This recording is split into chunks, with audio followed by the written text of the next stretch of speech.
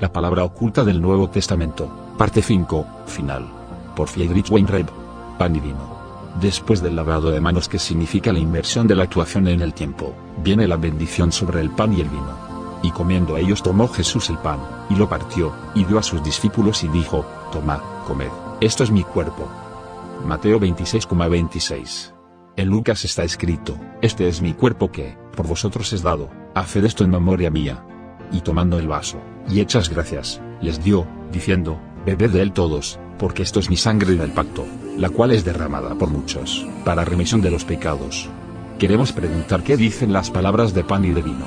El pan en su manifestación terrenal viene en principio del trigo y contiene levadura, algo de sal, y puede hornearse, en diferentes formas. En hebreo es lejem, 38:40. Pero echemos un vistazo a su lado oculto. Es la historia del grano de trigo sembrado en la tierra que germina, crece, es cosechado, criado, molido, mezclado con agua, hecho masa y al final, por el fuego, tenemos el pan. Y se piensa en Raquel, la madre de la oveja, y su sepultura en el camino a Belén, Betlehem, casa del pan, en Ruth y Boaz, y en David y su casa real. También en Jesús, que nace en Belén. El trigo es el primero de los 7 frutos de la tierra. Deut. 8,8. Bendecir el pan es alabar a Dios, al Señor, al Rey del universo. Bendito seas tú, nuestro Dios, el Rey del universo, que extraes el pan de la tierra. Haggadah de Pesaj. No el trigo, no, de inmediato el pan terminado. Yo lo comparo con la venida de Jesús. No viene como producto de 42 generaciones, eso podría ser José, más bien viene regalado por el Espíritu Santo a la Virgen María. Al bendecir el pan, no se piensa en las muchas tareas realizadas. El pan sale de la tierra terminado, como primer nacido, y aparece así en el mundo. La tierra no conoce ningún crecimiento anterior al trigo, es decir, es aún virginal. El pan terminado está con anterioridad. Y si pensamos en las palabras de Dios en Deut. 8,3, y te sustentó con maná, comida que no conocías tú, ni tus padres la habían conocido, para hacerte saber que el hombre no vivirá solo de pan, mas de todo lo que sale de la boca del Señor vivirá el hombre. Significa que el primer alimento del ser humano es la palabra de Dios, palabra que sale de la boca de Dios. Y puede ser de tal forma nueva, que el ser humano que la escucha puede estremecerse como una virgen que de pronto siente un niño en su interior. El pan tiene pues el lado manifiesto aquí y, de otro lado, lo que la palabra cuenta de su vida oculta. Y el pan, llamado también palabra de Dios, en su lado oculto es modesto, humilde, inadvertido, igual que Jesús. Del pan dice: Este es mi cuerpo, que por vosotros es dado. Significa que si conocéis el lado oculto del pan, sabéis qué secretos viven en este pequeño trocito de pan aquí. Pero si el pan es para vosotros solo un alimento físico, aun comiéndolo con expresión piadosa, podría ser mentira o hipocresía ante Dios. Seríais igual a los fariseos, y vuestros escribas serían personas ignorantes y presumidas. El pan se parte seguidamente y se entrega un trozo a toda persona que está sentada en la mesa. También compartimos, comunicamos las palabras de Dios, que salen de su boca. Van a cada uno personalmente, según su manera, según su gusto. Porque el gusto de cada uno es algo que le pertenece únicamente a él. Así comienza la cena. Yayin 10:50, vino. Esta palabra hebrea tiene la estructura viva de las 2 y 10, que designan en principio, al Señor arriba y abajo. Recordarán que el tetragrama consta de un 10 arriba y de otro 10 abajo, dividido en 5:5. La palabra y es en hebreo la letra Vav 6, gancho, gancho de unión. El nombre se escribe por tanto como 10 arriba y 565 abajo. En su unidad es 10,565. La última letra de Yayin es la letra Nun 50, que significa, como hemos visto ya, pez. A Yeshua de la Biblia hebrea se le llama hijo de Nun. La letra Nun como última letra, tiene un brazo más alargado que cualquier otra letra, y baja desde arriba hasta las profundidades más hondas. La alabanza a Dios no concierne solamente al vino sino también al viñedo, Gefen 3:80-50. En esta palabra vemos la estructura 5:8-3 que conocemos de las palabras serpiente, caer y nifes, pero ahora en sentido inverso 3:8-5. Porque con el vino, producto del viñedo, existe la posibilidad de caer al mundo de la serpiente, de la nifes, de la ley. Ese vino lleva la embriaguez, pero también puede ser santificado, disfrutar de él igual que el pan ácimo de forma prudente. Entonces alegra el corazón del hombre y se es capaz de reconocer el lado oculto de la palabra, lo que de por sí es santificar el vino. El lado oculto nos muestra la libertad del ser humano, su elección. Según la ley, debiera de vivir en la embriaguez permanente. Y se refiere a toda clase de embriaguez: el estudio, la ciencia, el dinero, el erotismo, la nicotina, el deporte y mucho más. Está escrito que el ser humano no puede pisar la habitación de Dios si está embriagado, Levítico 10,9. Nada de embriaguez pues. Ni la excitación del fanatismo ni la embriaguez del poderío, de la lucha contra el enemigo. Por ello se toman grandes precauciones en el judaísmo cuando se trata del vino. Existe una advertencia decisiva en cuanto al vino Nisa 50-60-20, derramado. ¿Por qué es tan importante no derramar el vino? Porque no se refiere al vino, rojo o blanco, sino a la sangre derramada. Ese derrame es en realidad derramar a la tierra. Significa que se conoce la palabra solo en su sentido exterior. Pero estoy pensando también en ese asunto feo de Onán, Génesis 38,9, cuando vertía la simiente en tierra. Solo busca el placer, que toda semilla contenga vida potencial, le da perfectamente igual. Lo único que importa es el propio disfrute. Derramar el vino a la tierra significa vivir en la embriaguez permanente. La imagen de un ídolo, de metal, en hebreo es Maseka 40-60-25, cuya raíz es la palabra nasakomasak, verter, derramar. Porque es de metal fundido al que se impide seguir fluyendo, convirtiéndolo en algo rígido. No vertamos pues el vino en este sentido. Evitemos su profanación. Si fuésemos capaces de llegar a conocer estas costumbres mencionadas en el Talmud, también en su lado oculto, obtendríamos gran comprensión del mundo, y de la vida como experiencia dichosa. La lástima sería si no tuviéramos necesidad de entrar en la habitación de Dios ni de escuchar nada de ningún lado oculto. Sería estar en contra, de forma agresiva y muchas veces depresiva, buscando únicamente los conocimientos de este mundo para su propia autoridad, convirtiéndose en enemigo de Jesús de forma casi natural. El pan, la manera de su manifestación, en lo oculto la manifestación de Jesús, es el cuerpo eterno, dado al mundo. Reconoce el lado oculto de la palabra pan. Partir el pan significa que todo el mundo recibe su parte. Los 12 en nuestra historia son todo el mundo, todas las personas, el 3, el 4 y el 5, es decir, lo masculino, lo femenino y el fruto de su unidad, el niño. El vino es mi sangre del pacto, la cual es derramado por muchos, para remisión de los pecados. Dam 4:40, sangre, en hebreo, tiene relación con la palabra Dama 4:45, ser semejante, ser comparable. La sangre es pues la semejanza de Dios, en la que el ser humano ha sido creado. Verter sangre es también echar a perder al ser humano, a esa semejanza de Dios. Ser visto, por ejemplo, solo como un ser antropológico que desciende de células, vegetales o animales. Avergonzar a una persona, en hebreo, es verter su sangre. No respetar su semejanza con Dios. La sangre de Jesús se derrama por el nuevo mundo. Él está y sabe que no se le comprenderá, que se le negará, que se dirá que se sabe mejor, que será perseguido, burlado, ninguneado, avergonzado, puesto en ridículo y al final será crucificado y matado. Dejará que su sangre sea derramada porque sabe que solo así puede llegar el mundo nuevo. Vive y muestra que el amor es diferente del mundo de las leyes, donde se devolvería el golpe, donde se fundaría un partido para poder defenderse y donde, en última instancia, se huye para ocultarse. Él no hace nada semejante. El mundo del amor solo puede ser si se pone frente a todo lo viejo. Es una salida de la ley y esa actitud es nueva. Porque en el mundo nuevo se comprenderá el perdón.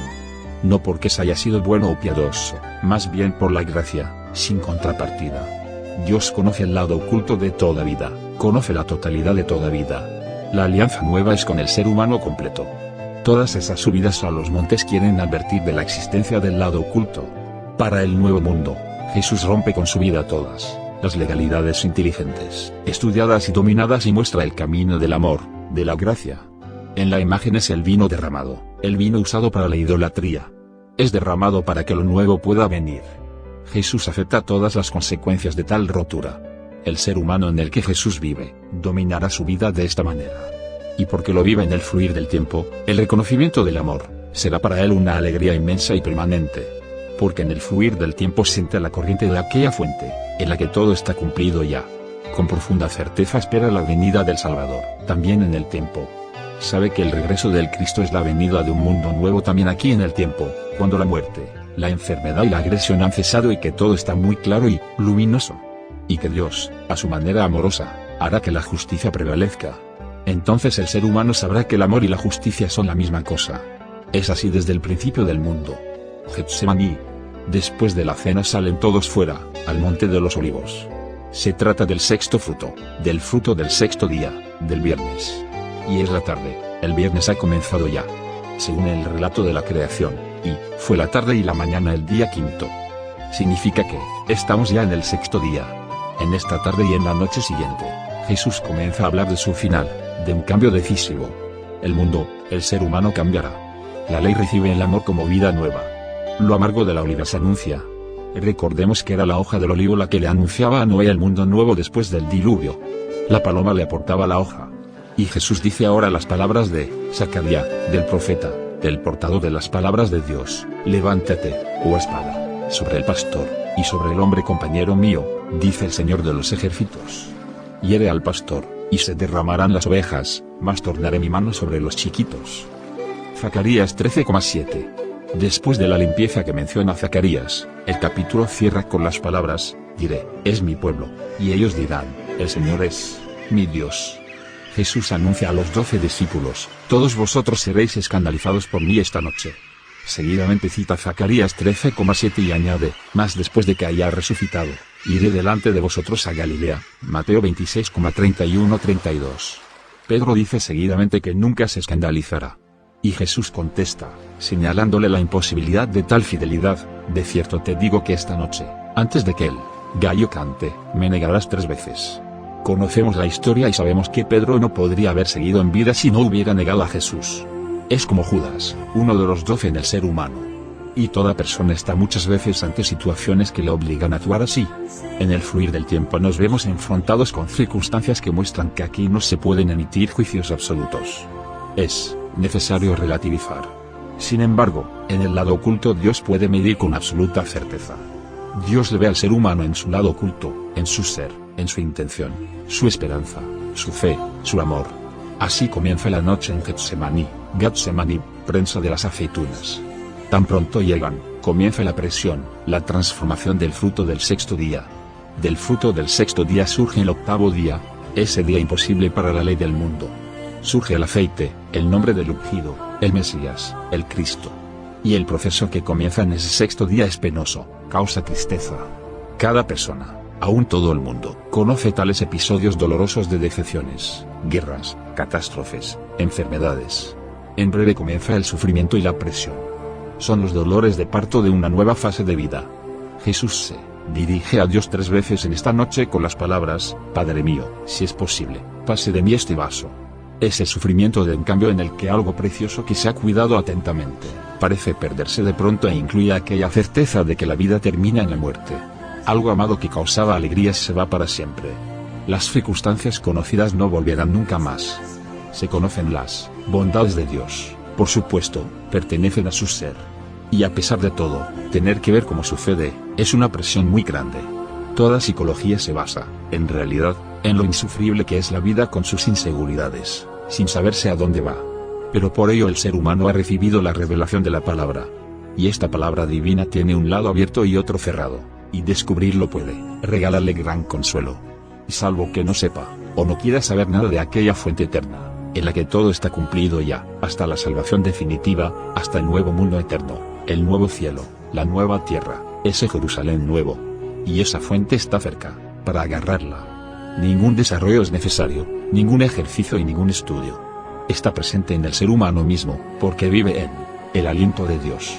Tan pronto Jesús se ausenta por un breve tiempo, los discípulos que le acompañan y a quienes comunica su desconsuelo, Pedro y los 2 hijos de Zebedeo, cuyo nombre significa regalo de Dios, se duerman. Significa que nos es imposible cargar con el sufrimiento del otro, el peso es demasiado grande. Es la reacción en el fluir del tiempo, uno se vuelve apático y se defiende, tomando nota solo superficialmente, desde fuera. En el ser humano Jesús, Yeshua, que tiene en sí la ayuda de Dios, el tiempo se le acerca a todo. Siente cómo transcurre la noche, que se acerca el momento decisivo. La reacción clara se desvanece, entra la resignación, la indiferencia. La nifez quiere dormir, finalmente descansar. Todos esos son signos preliminares de un cambio, también cuando una fase de la vida termina y otra comienza. Aun cuando se cree, conscientemente, que vaya rápido, demasiado rápido. Pero en el lado oculto del ser humano, el tiempo terrenal tiene otros valores. Allí, la intensidad de una vivencia que aquí dura quizás solo una ínfima parte de un segundo puede tener otra, una larga y significativa duración. No puede medirse con las medidas exteriores que usamos. Y, en el momento en que se prenda Jesús, todos los discípulos huyen y le dejan solo. El camino de todo ser humano se desarrolla según este diseño en la eternidad. Todos los pensamientos, ideales, planes, agresiones, obsesiones se ausentan. Nuevas ideas, nuevos encuentros tienen lugar. El asunto principal es, ¿tiene ese ser humano una relación con Dios? No con un Dios que solo domina una parte de la vida, eso sería un ídolo. Con el Dios universal, el eterno, el único, al que se puede acercar, sintiendo, si yo quisiera regalar cosas buenas, ¿en qué medida increíblemente mayor lo quiere Dios? En el lado oculto del ser humano que tiene esta relación con Dios, viven los personajes de la Biblia. Así, la vida en el tiempo se nutre de la corriente que fluye de la eternidad. Y puesto que en el núcleo, todo está ya cumplido, el diseño en el fluir del tiempo lleva ese cumplimiento. Lleva a la muerte, sí, pero con la promesa de la resurrección, de la salvación definitiva. Lo importante es saber si se conoce la diferencia entre la santidad, la eternidad, la fuente y el tiempo que fluye de aquella fuente. Quien no la conoce, tiene en su ser ese gran pecado contra el Espíritu Santo. Para él, los sucesos aquí están unidos con los sucesos de la Biblia de forma lineal. Sentir así es pecado. No comprende su propia vida, por no hablar de la vida del mundo. Solo la remisión de los pecados puede ayudarle. Ante el Alto Consejo y Pilato, las conversaciones en el Alto Consejo pueden resumirse así, como contestar a alguien que solo conoce las medidas de aquí. Si Jesús dice puedo derribar el templo de Dios y en 3 días reedificarlo, ¿está hablando de una demolición material hecha por obreros de la construcción? Dibujan mapas de Palestina y lo llaman Tierra Santa. Están pidiendo aún la revisión del proceso contra Jesús con jueces modernos. ¿Puede darse mayor locura? Lo único que queda es callar y preguntar cómo el ser humano ha podido llegar a tal extremo. ¿Cómo es posible que se llamen judíos e Israel en lo exterior, mientras que su ser es poseído por Satanás? O quizás su exterior se ha separado del interior de tal manera que se trata de 2 mundos totalmente diferentes. Luego la pregunta decisiva del gran sacerdote, si es verdad que tú eres el Hijo de Dios. Jesús contesta con las palabras conocidas, tú lo has dicho. El gran sacerdote y los escribas no saben nada de la santidad del ser, ni tampoco del lado profano, temporal. Para ellos es santo aquello que llaman así y lo profano lo definen según sus propias medidas. Ser hijo de Dios es algo imposible para ellos, una difamación terrible. No pueden saber lo que dice el lado oculto de la palabra. No tienen acceso al árbol de la vida porque hablan, actúan y viven según el veneno de la serpiente que se introdujo en ellos, al tomar del fruto del árbol del conocimiento. En el caso de una revisión del proceso en Jerusalén deberían volver a formular esa pregunta decisiva. Aunque hoy dirían que haya sido un rabí poderoso con facultades sobrenaturales, un profeta, un visionario un chiste macabro. Estas escenas en el flujo del tiempo, viniendo de la fuente, muestran la trama, el entramado. Y muchos tienen, sin saberlo, gran afinidad con esos escribas, ancianos y grandes sacerdotes. Naturalmente no solo de la parte judía. Creo que los escribas se suelen encontrar en la vida, sin más. La sentencia está dictada de antemano. Se quiere matar a Jesús, crucificarle. El gran sacerdote rasga su vestidura, en señal de duelo. Entregado a Poncio Pilato, este se da cuenta de las emociones hostiles y de la envidia engendrada y propone liberar a Jesús, puesto que en la fiesta es costumbre soltar a un prisionero. Pero el pueblo clama por la liberación de otro, de Barrabás. Ese nombre arameo significa hijo del Padre. Solo que el arameo es la lengua profana y el hebreo la lengua santa, de la otra orilla. La gente entiende a un rebelde normal e incluso pueden encontrarle simpático. Pero a Jesús no le entienden. No quieren ser molestados con visiones de la eternidad, con una abolición de la ley. Quieren una receta para cada paso que dan, seguir en sus trabajos, comer bien y evitar todo lo desagradable. Los escribas tienen también recetas para el ocio, es decir, para matar el tiempo, pasar el tiempo sin más. ¿No conocemos todas estas imágenes de la vida de Abia? No se formulan en la vida algunas veces preguntas que solo pueden contestarse con el silencio porque sentimos que no se nos entiende. Pueden referirse a la política, a la literatura o incluso a la Biblia. Se calla, se asiente con la cabeza en el sentido de si tú lo dices punto. Con el sentimiento de que, en realidad, se está solo. En los momentos decisivos, se está solo. Escuchamos a ese Pedro fiel agitarse, retorcerse, para hacer, creer, en contra de todas las afirmaciones precedentes, que no le conoce, que nunca jamás ha tenido nada que ver con él. El camino que comienza ahora está descrito en la Biblia solo muy brevemente. Jesús es azotado, repudiado, burlado, le escupen, le ponen en sus manos una copa de hiel. Está la esponja empapada en vinagre y el hecho de la crucifixión en sí los 2 ladrones, uno a la derecha, otro a la izquierda. Pensemos que en la historia del mundo se suceden los asesinatos, los robos, las torturas, las burlas sin interrupción. Y había y hay muchas maneras refinadas de tortura. En los campos de concentración, en los diferentes grupos revolucionarios y en la más inmediata cercanía. Algunas veces visibles, otras oíbles, con personas de todas las edades, con niños, con ancianos. Si proyectamos nuestras emociones, impulsos, perversidades y por supuesto también la compasión profunda sobre el sufrimiento de Jesús, puede que sea por motivos totalmente diferentes. Como si no supiéramos quién es Jesús, desde su punto de vista quizás es todo muy diferente. Porque dice varias veces que se levantará en 3 días. Se olvida expresamente la victoria en la resurrección, el mundo nuevo, que todo termina más que bien. Si nos abrimos al camino de la pasión de Jesús, puede que comprendamos que está padeciendo este sufrimiento en el núcleo, en el lado oculto realmente por nosotros. Pero entonces no deberíamos ser tan poco delicados y tratar de encajar los sufrimientos de Jesús en la serie de nuestras penas terrenales, antiguas o nuevas. Sería la mentalidad de los fariseos y escribas, que quieren discutir con Jesús a nivel de lo terrenal exclusivamente. La Biblia habla del camino de pasión en el núcleo. Significa que todo ser humano vive cosas terribles en el tiempo, de muy diferentes maneras. Pero ¿qué significa que Jesús lleva las enfermedades, los pecados, la muerte por nosotros? ¿Cómo lo notamos? ¿Cómo puede ayudarnos? Hay que formular estas preguntas porque el sufrimiento del mundo es inimaginablemente grande. Jesús lo sufre ahí, en la palabra de Dios. La palabra une el suceso exterior con aquel de la Biblia. Significa de verdad que algo así ha sucedido aquí en la tierra, visible para el ojo. Pero si es posible percibirlo físicamente como la Biblia lo cuenta, depende enteramente de la vida verdadera, de la vida oculta de cada uno. Y esa vida, justamente porque está oculta, no podemos conocerla, y por tanto es imposible contarla o describirla según la verdad. Las cosas secretas pertenecen al Señor nuestro Dios, mas las reveladas son para nosotros y nuestros hijos por siempre, para que cumplamos todas las palabras de la Torá. Pero debemos de leer la Biblia entera, dejar que Dios acabe de hablar y no interrumpirle constantemente. Porque la Biblia muestra que Jesús resucitó de verdad y luego está junto a los discípulos. 40 días bíblicos, es decir, todo el tiempo, mientras que haya tiempo. Y que después sube al cielo en la nube. 50 días después de la resurrección en Pascua es Pentecostés. Y en ese día está de nuevo, de tal forma que aprendemos por él el lado oculto de la palabra, con tal perfección que cada uno pueda entender al prójimo sin importar en qué idioma esté hablando. Jesús sufre estas amarguras por nosotros, para mostrar con total claridad que al final está la resurrección. En la palabra de Dios está y podemos creer en ella. Porque quisiera vivir en el ser de cada persona. Y porque el suceso bíblico entra en el río del tiempo, también la resurrección está. Podemos creerlo, podemos confiar en que así sea, podemos ser fieles. La infidelidad es un final, amargo, un final como la muerte. Pero la resurrección no solo puede hacernos creer y confiar, sino también hacer que seamos fieles.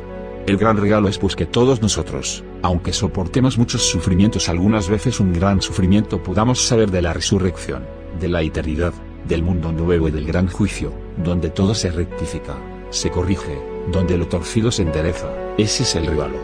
Jesús acepta el camino en Jerusalén, para que también ahí se pueda hablar del amor de Dios y de la resurrección en la palabra. Y este regalo es para todo ser humano, no importa en qué país viva o de qué cultura sea. Las historias de la Biblia no conocen nuestra manera de vivir en el tiempo. Por ello, en el judaísmo casto, silencioso se dice, no hay antes ni después en la Torá, aunque se cuenta de la resurrección al final, es válida para Adán y para Noé. Para todo el género humano. Así, tampoco el espacio está muy distante, aunque a veces lo parezca. Es decisivamente importante ver lo santo frente a lo profano. Entonces es imposible utilizar a la Biblia como objeto para un estudio sobre quién tiene la razón. Porque en el judaísmo, todo lo que está alejado del sentido y de la finalidad se llama impudicia, deshonestidad. Practicar la deshonestidad con una mujer significa en primer lugar que la mujer no está para eso, ni tampoco tú como hombre. Y se puede ejercer la deshonestidad en muchas áreas. Por ejemplo, ¿están los animales para todo aquello que los utilizamos? Así también la Biblia sufre muchas veces esos despropósitos. Gólgota y el sepulcro vacío. He contado ya diferentes cosas de la cruz y de la crucifixión. Lo vivimos si nuestra vida es clavada al cuádruplo del tiempo. Por ejemplo, si decimos que vivió desde 1496 hasta su muerte en el año 1587. ¿Qué puede significar? ¿No ha estado ya antes, como hijo de Dios, desde siempre en Dios? ¿Y el año 1587 es el final definitivo? ¿No vive siempre, eternamente, ¿En todo lugar? Pero ese es el resultado si se crucifica todo, si se echa todo al cuádruplo, a la noción lineal de tiempo.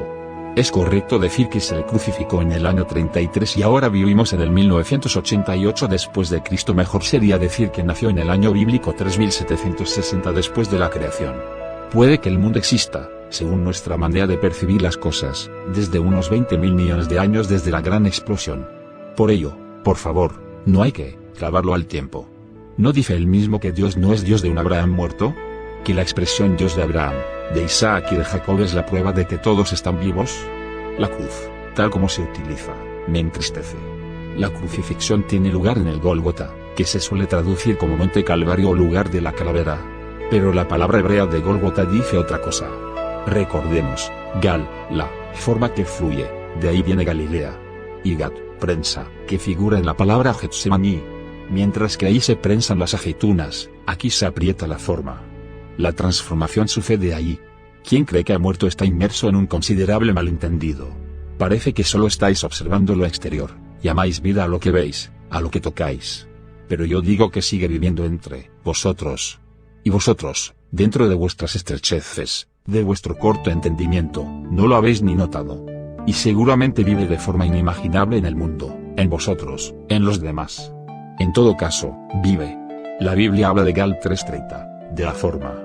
Y conocéis el Galut 3:36-400, el destierro, el exilio en la forma, y la Geula 3:1-35, la salvación de la forma. La palabra Gal es también una onda en el agua, en el tiempo. Así, el nombre Galilea contiene ya la noción de esta transformación en el tiempo. Y entendemos de pronto por qué Jesús dice que volverá a ver a los discípulos en Galilea, Mateo 26:32. También la palabra Gólgota contiene ese Gal. Milagros de la palabra, si comenzamos a percibir su santidad. Viene luego José de Arimatea. El lugar de su procedencia se llama Ramatayim, en hebreo, lo doblemente elevado. Ram 240, elevado. Del trono de Dios se dice que es Ram, elevado. Y el profeta que unge a los dos reyes Saúl y David, por su padre Elcaná, es de Ramatayim Tsofim, y Samuel 1:1. Es la dualidad de aquel que es elevado, Dios en el cielo, Dios en la tierra. El nombre Tsofim significa de los observadores. El monte Scopus en Jerusalén se llama en hebreo Arad Tsofim, el monte de los observadores. Elcaná significa Dios ha comprado. La Biblia nos entrega en sus palabras una invitación a entrar en el palacio. El hombre que va a Poncio Pilato para pedir el cuerpo de Jesús se llama José, el Señor de más, añada. Como en el Salmo 81,6, Osaf. El Señor añade. Da su sepulcro nuevo para ello. Los nombres José y Ramatayim contienen ya el hecho de la resurrección. Lo doble, lo que se añade. La vida aquí y la vida allá. En cuanto a las controversias sobre si los discípulos de Jesús no podían robar el cuerpo de Jesús para luego decir que había resucitado, entendemos ahora que solo pueden surgir en la mente de un fariseo o de un escriba o de aquellos que escudriñan la Biblia científicamente. Porque el sepulcro está vacío. ¿Por qué buscáis entre los muertos al que vive? Lucas 24,5. La vida no termina en el sepulcro. Aunque ciertamente, según la ley natural debe de haber fosas y cementerios. Pero buscar ahí a los que viven. Que los muertos entierren a los muertos. Aquel que hace el camino sabe a dónde va, al país prometido, al paraíso, a la eternidad. Jesús va delante a Galilea. Los discípulos y también otros no reconocen a Jesús en primer lugar. Y los discípulos de Maús solo le reconocen cuando partió el pan con ellos. Partir el pan y repartirlo, lo sabemos ya, es la comunicación de la palabra de Dios, viniendo de su boca. El pan no solo como alimento, sino conociendo su lado oculto y aquello que comunica de la palabra divina. La pesca después de la resurrección. En Juan 21 se habla de la pesca después de la resurrección. Los discípulos no le reconocen. Cuando Jesús les pide algo de comer, dicen que no tienen nada. Les aconseja echar la red a la mano derecha del barco. No habían cogido nada en la noche anterior. Pero ahora la red está tan llena, que no podían en ninguna manera sacarla, por la multitud de los peces. Y esta vez se cuentan los peces y son exactamente 153 grandes peces.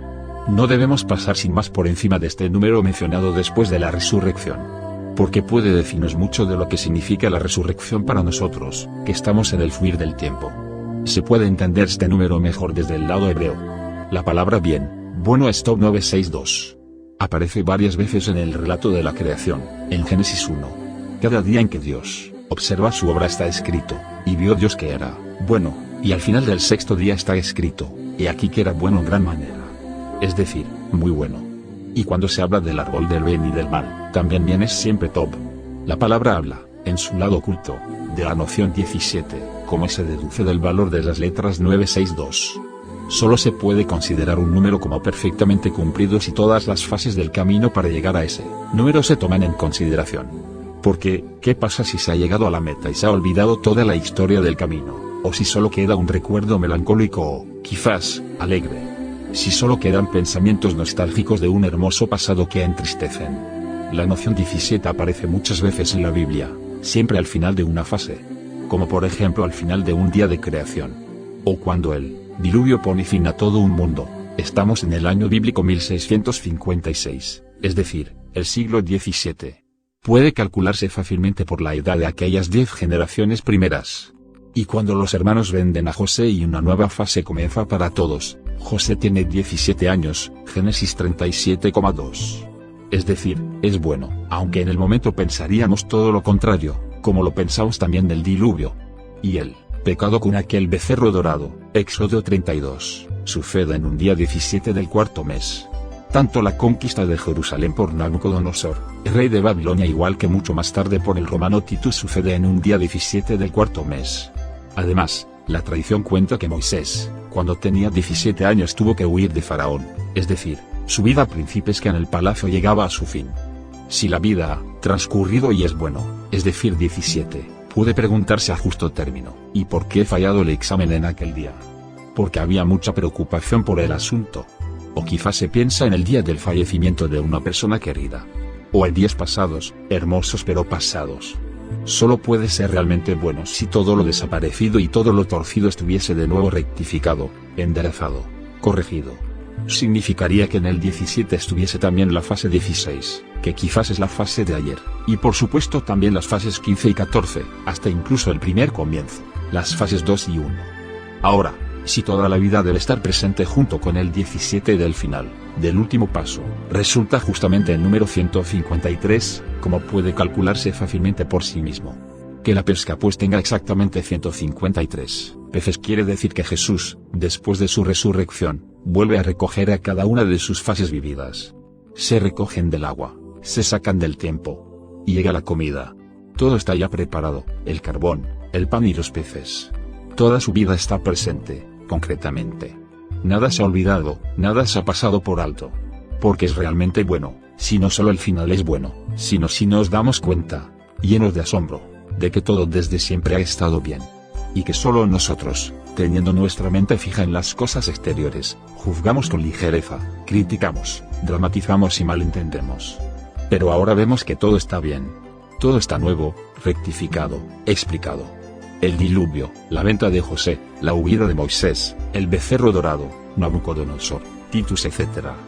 Jesús habla ahí, con los peces sacados del agua, del verdadero significado de Judas, de Caifás, de la samaritana. En la resurrección, están todas las fases de la vida. Quien le busca en el sepulcro, está pensando que la vida sigue en algún lugar de alguna forma. En el sentido de los libros de los muertos de aquellas comunidades que no conocen el regalo de la Biblia. Estoy incluyendo a los espiritistas. Pero podemos estar, en Galilea, descubrir la palabra en la forma y liberarla de la funda, de la envoltura. La funda es buena para su protección, igual que la piel de una fruta, o la cáscara alrededor del grano de trigo. De no ser así, no tendríamos nunca pan, ni tampoco la casa del pan. Es igualmente bueno en el caso de las instituciones. Protegen lo interior, lo santo. Y por esta protección puede el grano precioso crecer y convertirse en pan. Bajo esta protección puede vivir mucha gente, conocer la dicha y, en su silencio, convertirse en grandes y santas figuras. Sin esta envoltura, lo delicado, lo interior hubiera muerto quizás hace tiempo. Para ello, Dios le da al ser humano la piel, su envoltura. Pero al final ya no la necesita. No reconocen a Jesús en su vestidura nueva. Tampoco aquellos que le han visto y han hablado con él hace solo 3 días. El parecido está, naturalmente, pero también está la expresión de cada momento vivido, también de lo interior, de lo que anteriormente estaba oculto. La envoltura de las instituciones ha cambiado también. Pero el parecido permanece. Solo partiendo el pan y compartiendo las palabras de Dios se reconoce lo eterno. Porque la palabra es palabra de Dios, es eterna, en el exterior igual que en el interior. significa que no deberíamos molestarnos si una institución actual no nos gusta. Dios ha hecho que se desarrolle así. Igual que el color de la piel y de los ojos del ser humano es obra de Dios. Apreciemos la piel, la envoltura de las instituciones de hoy, como que Dios las ha querido así. No hagamos de inmediato una crítica causal. Como lobos. En el mundo del Mesías, el lobo y el cordero habitan juntos. ¿No podríamos intentar vivir ya hoy con esa meta en la mente? No solo aguantarnos, sino quizás, amarnos un poco. Mostraríamos así que la resurrección nos ha tocado. Dejaríamos de tener esta expresión triste y en nuestra cara brillaría algo de la luz de la eternidad. Consecuencias del Nuevo Testamento. Me pregunto si estoy solo, con estas reflexiones, como consecuencia del mensaje del Nuevo Testamento para la vida en el mundo. Y aunque así fuese, ¿es necesario que se represente siempre una escuela, una dirección, una religión? Como judío ortodoxo supongo que solo unos pocos correligionarios podrán entenderme. Pero ¿quién dice que no se puede hacer el camino en solitario? ¿Hay que escuchar siempre lo que se dice? He sentido muy fuertemente en mí, desde siempre, ese sentimiento de unión con todas las personas, sin importarme de dónde sean. Me avergonzaba y sigo avergonzándome cuando oigo que ciertas personas proclaman en voz alta y orgullosamente que son judíos. El tiempo en que los judíos tuvieron que ocultarse en la Europa cristiana ha pasado y ha dado lugar a una sobrecompensación de tales proclamaciones, un tema para los psicólogos. Yo no he tenido que ocultarme ni camuflarme nunca excepto quizás algo como 15 meses bajo los nazis. Pero tampoco he ido llamando la atención en la sociedad con mi vestimenta, lengua, estudios, con mi judaísmo. Aunque todo el mundo sabía, por mi posición en asuntos importantes, que soy judío, incluso judío ortodoxo. Como judío soy enteramente libre de pensar como quiera. Ninguna instancia puede prohibírmelo y tampoco lo hacen. Pero también existe lo emocional, la nefes, el instinto. Y ahí prevalece el patriotismo del pueblo judío, del país Israel, que entusiasma a ciertos grupos. Hay sionistas, liberales, conservadores, ortodoxos, jasídicos de todos los matices, asimilados y aquellos que casi no saben si son judíos o no. Y puesto que como seres humanos, somos libres de pensar, y algunas veces aún lo hacemos, podría estar molestando a aquellos que tienen una predisposición emocional en su vida. Podría molestarles que reflexiones como estas de aquí sean escritas y publicadas, abiertamente, en forma de libro. Lo estoy haciendo desde hace unos 20 años en congresos, seminarios y conferencias. Muchos lo saben, no creo que les caiga especialmente bien, pero me han dejado ser como soy. Aunque nunca han asistido a mis conferencias. No he escrito este libro especialmente para judíos, sino para seres humanos del mundo entero, y naturalmente también para los judíos. Porque para mí son seres humanos en primer lugar. El Nuevo Testamento es una parte de la Biblia de judíos para judíos. La pregunta sin embargo es, ¿debe de entenderse bajo la denominación de judíos un pueblo biológico, estrictamente definido? ¿O quizás podría pensarse también en el otro lado de la palabra? ¿Define la religión quién es judío? Yo diría que es la palabra la que define la identidad. De no ser así, estaríamos aún hoy ante el egipcio antiguo de los tiempos de Faraón, ante Amalek, Edom, Canaán. Y si la religión define al judío, entonces esta religión debe de ser la de la Biblia. Y ninguna institución que se ha desarrollado, en justos términos, para mantener el judaísmo unido en el tiempo, en esta fase del destierro. La Torá hablada es el complejo que se ha creado para ese mantenimiento. Como complemento a la Torá escrita, de la cual se sabe que fue entregada a Moisés en el Sinaí por el Espíritu Santo. Un suceso imposible de probar en la historia. Lo importante sin embargo es que se dice que Dios también entregó a Moisés todo el complejo de la Torá hablada. En los 40 días y noches en los que estuvo en el Sinaí, y eso significa naturalmente, que mientras haya tiempo en el mundo, Dios quizás ha entregado las 2 tablas a Moisés en un minuto, pero ha hablado con Moisés durante toda la vida, en todo el tiempo, completo, perfecto. Es ese complejo con su manifestación exterior, el que ha mantenido al judaísmo en el tiempo del exilio. Eso está fuera de toda discusión. Pero el contenido interior de esa Torá hablada se ha tenido en cuenta solo ocasionalmente, pocas veces y, en la práctica, casi nunca. Muchos judíos ni sospechan que puedan existir tales lados ocultos en los relatos, en las tradiciones y pensamientos ahí reflejados. Y, a pesar de todo existían y existen también ahí, son lados ocultos que gustan entregarse amorosamente. Y junto con el lado interior de la Torá escrita, han llevado a muchos a una grandísima dicha, gran asombro y total certeza. He hablado y escrito en mis libros y conferencias muchas veces de ese lado interior de la Torá hablada. Y muchas veces uso el término tradición, porque la Torá misma se llama así. En la misma está escrito, Moshe Kibel, Torah mi Sinai. Significa traducido que Moisés recibió la Torah del Sinai. De esta palabra Kibel viene la palabra Kabbalah 135, que no significa otra cosa que recibir, entregar, y según la palabra, transmitir. De ahí viene la tradición. Yo creo que es por la falta de añoranza hacia ese otro lado, hacia ese lado oculto en ese complejo grandioso que es la Torah hablada, por lo que vino una especie de parálisis e indiferencia. De forma que los intereses se volcaban hacia otros lugares. Y que, por ello, muchos caían en un fundamentalismo extremo. El mundo parece decir, si vosotros, pastores, no podéis decirnos nada del sentido de la vida eterna, de la verdad, comenzaremos a alborotarnos, exagerando la vida en el exterior de tal forma que todo el mundo puede ver que así no es posible vivir. Una fase muy similar a aquella de los sacerdotes, los mayores, fariseos y escribas, con sus riñas constantes, como lo hemos visto anteriormente. Porque justamente aquella gente no podía entender a Jesús. De sus preguntas y observaciones se siente que por sus vidas, por su ser, ya no saben lo que hacen. Resumiendo, el judaísmo verdadero solo puede vivirse si se sabe de los dos lados de la vida, de los relatos y alegorías. En ese caso, creo, este libro tiene sentido también para los judíos. En su lado emocional, los judíos son miedosos, muchas veces agresivos y están en contra de toda la institución de la Iglesia.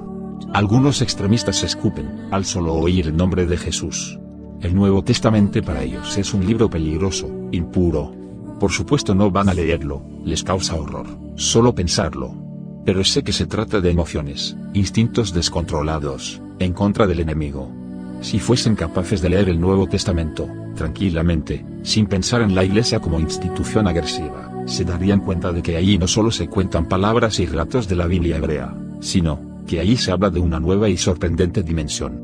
Aunque el mismo mensaje esté perfecto y cumplido en la Biblia hebrea, aquí es vivido por Jesús y cumplido incluso hasta la resurrección y la venida del nuevo cielo y de la nueva tierra, del nuevo Jerusalén.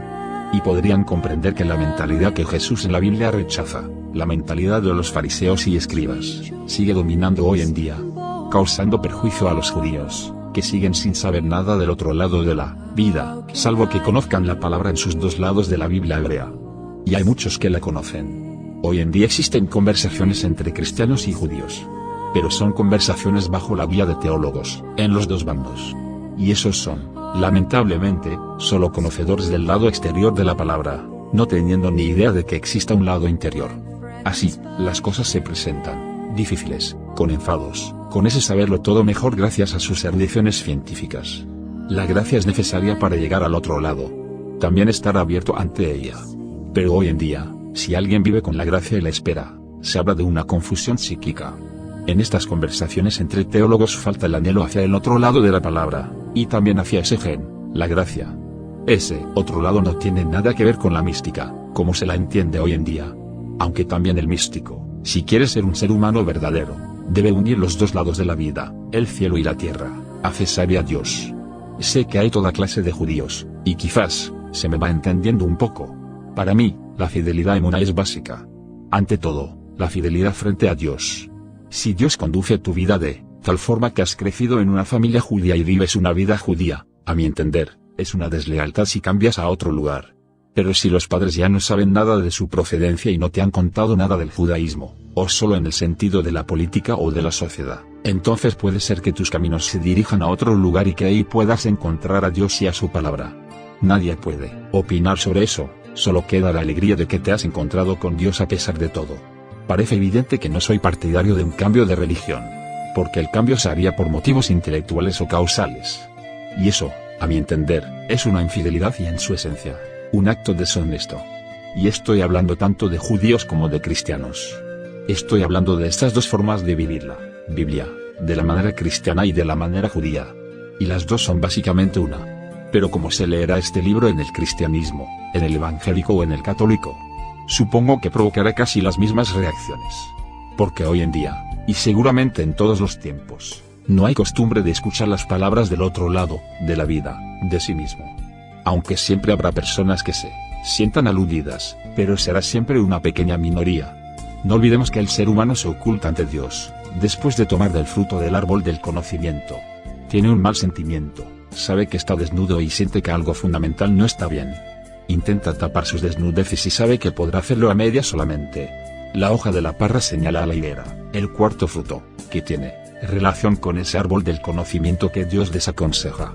Y en el fluir del tiempo está siempre también la matriz del fariseo y del escriba. En cada momento, el tiempo en cierto sentido llega a su fin.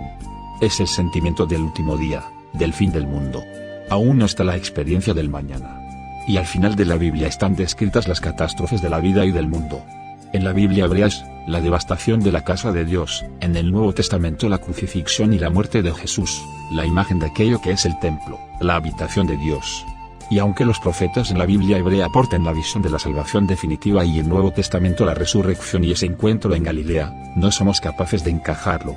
Quedamos enganchados en la muerte, en la caída. Lo nuevo es la fe, el amor, la esperanza, y todas esas cualidades se basan en la ausencia total de prueba física. La muerte y el final en contra son aceptados sin más como hechos, porque son una ley inevitable y porque la experiencia va confirmándolos una y otra vez. Necesitamos más datos que prueben el hecho de que el ser humano no es capaz de llegar más allá de la muerte, del final de toda manifestación, va construyendo muros de contención de piedra, de materia perecedera, y se oculta detrás de instituciones que acaso podrían defenderle.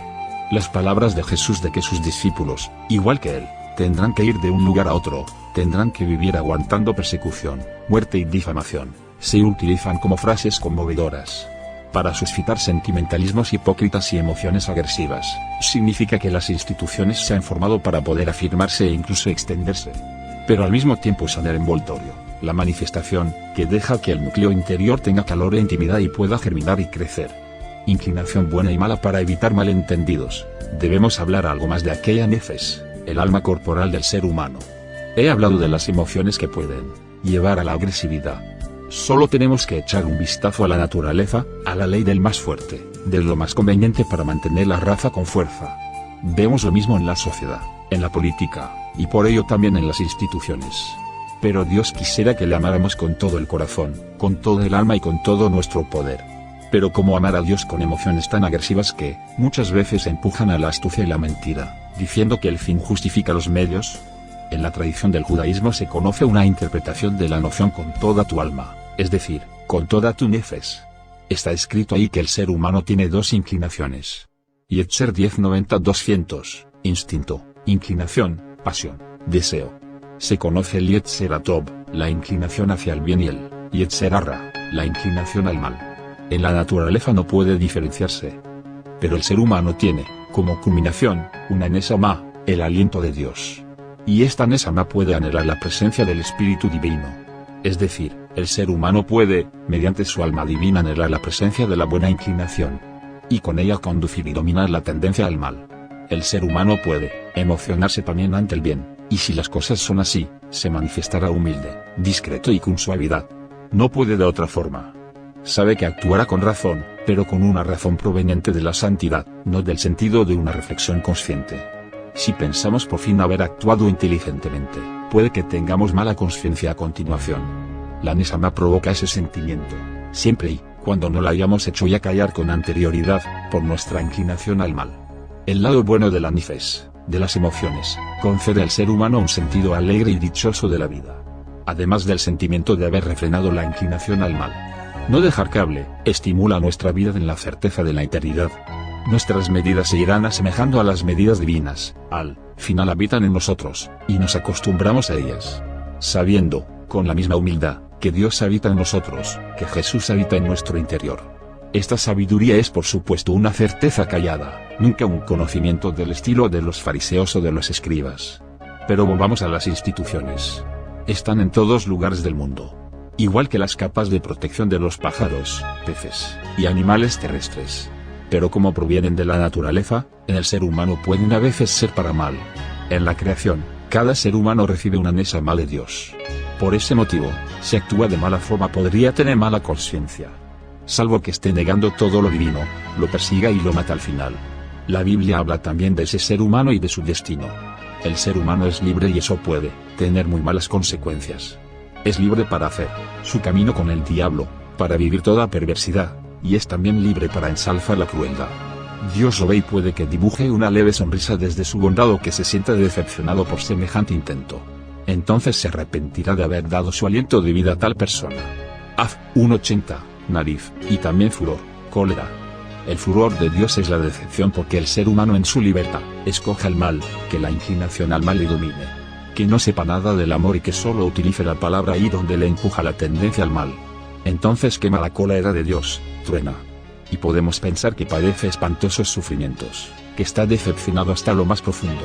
Su regalo, el mundo, la vida, se administra de tal forma que quizás hubiera sido mejor no crear nunca al ser humano.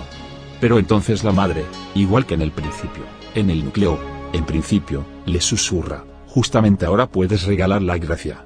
¿Cuándo sino ahora? ¿Y dónde sino aquí? Dios, el Padre en el cielo, oye estas palabras y dice, tu nombre sea gracia, Fen, Haná, Ana. Te agradezco tus palabras.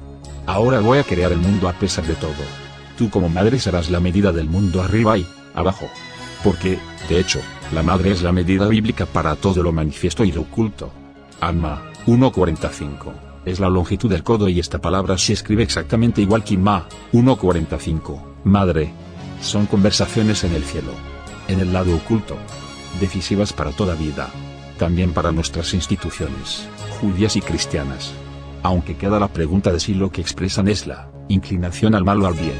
Y creo por la presencia divina en nosotros, que podemos esperar de ellas también alguna vez la alegría y la satisfacción de una gracia de Dios, y por ello también de nosotros, siempre y cuando no hayamos echado a Dios de nuestras vidas. La resurrección en el Nuevo Testamento es pues decisiva. Es la ruptura de la ley, igual que el nacimiento de Jesús, provocado por Dios, por el Espíritu Santo. Solo desde ahí puede suceder que las dos partes se vuelvan a encontrar en unidad.